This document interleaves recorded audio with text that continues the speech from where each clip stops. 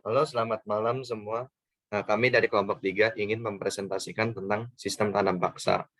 Kelompok kami terdiri dari Andreas Windar dari absen pertama, dan Jiwa Setiawan dari absen 7, Jason Lee Setriawan dari absen 13, Joshua Chandra Halim dari absen 16, Kemika Nur Halim dari absen 20, Rivaldi Felix Simamora dari absen 25, dan Sarah Gabriela Vanessa Simbolon dari absen 29.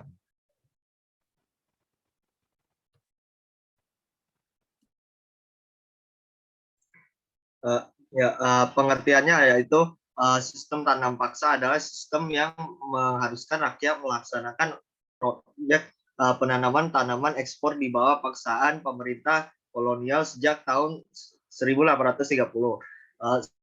Sistem tanam paksa pada masa penjajahan Belanda disebut Kulturstelsel. Istilah Kulturstelsel sebenarnya berarti sistem tanaman kultur system atau cultivation system.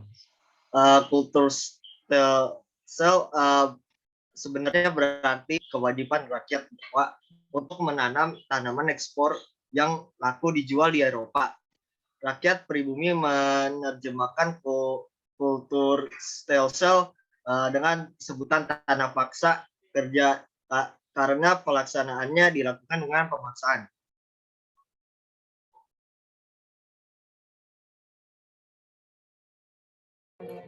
Selanjutnya adalah tokoh pencetus tanam paksa, yaitu Johannes Graaf van den Bos.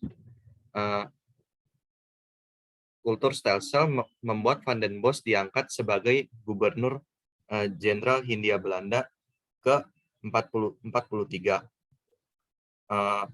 Tanam paksa itu yang peraturan yang ia keluarin itu yaitu memerintahkan setiap desa harus menyerahkan sebagian tanahnya sebanyak 20% untuk ditanami komoditi ekspor, khususnya kopi dan tebu.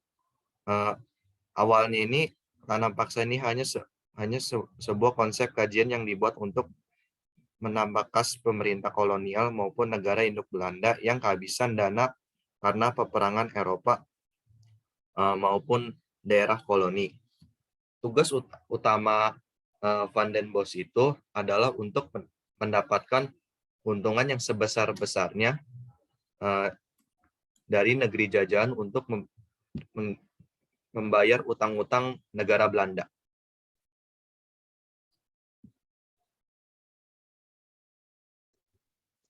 Berikutnya adalah latar belakang dari pelaksanaan sistem tanam paksa atau Kulturstelsel. Ini karena pemerintah sedang mengalami kekosongan kas negara. Kekosongan kas negara ini disebabkan oleh berbagai hal seperti banyaknya biaya yang harus dikeluarkan Belanda dalam perang dengan Prancis, membayar utang-utang VOC, dan mendanai perang Diponegoro. Hal ini menyebabkan pengeluaran keuangan menjadi semakin tidak terkontrol.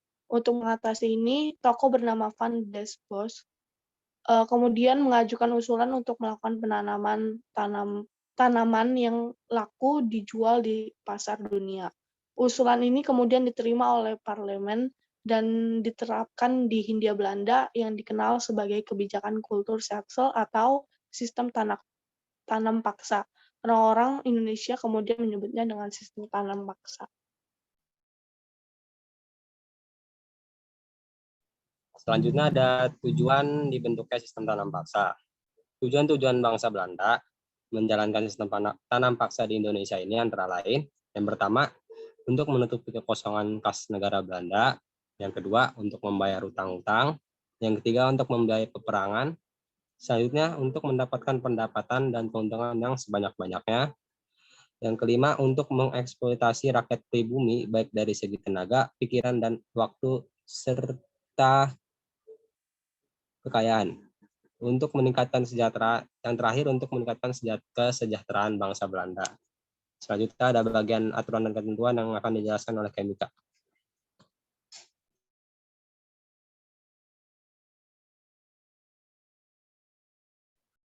Peraturan pokok sistem tanam paksa terdapat dalam Lembaran Negara Statblad tahun 1834 nomor 22. Aturan ini diterbitkan beberapa tahun setelah tanam paksa dijalankan di Pulau Jawa. Aturan tanam paksa yaitu yang pertama, persetujuan akan diadakan dengan penduduk agar mereka menyediakan sebagian dari tanahnya untuk penanaman tanaman ekspor yang dapat dijual di pasar Eropa. Yang kedua, tanah pertanian yang disediakan penduduk untuk tujuan tersebut tidak boleh melebihi 1/5 dari tanah pertanian yang dimiliki penduduk desa. Yang ketiga, pekerjaan yang diperlukan untuk menanam tanaman tersebut tidak boleh melebihi pekerjaan untuk menanam tanaman padi. Yang keempat, tanah yang disediakan penduduk tersebut bebas dari pajak tanah. Yang kelima, hasil tanaman diserahkan kepada pemerintah Hindia Belanda jika harga ditaksir melebihi pajak tanah yang harus dibayar rakyat. Kelebihan tersebut diberikan kepada pendudukan. Yang keenam, kegagalan panen yang bukan karena kesalahan petani akan menjadi tanggungan pemerintah. Yang ketujuh, bagi yang tidak memiliki tanah akan dipekerjakan pada perkebunan atau pabrik-pabrik milik pemerintah selama 65 hari setiap tahun. Yang ke-8, pelaksanaan tanam paksa diserahkan kepada pemimpin-pemimpin pribumi, pegawai-pegawai Eropa, bertindak sebagai pengawas secara umum.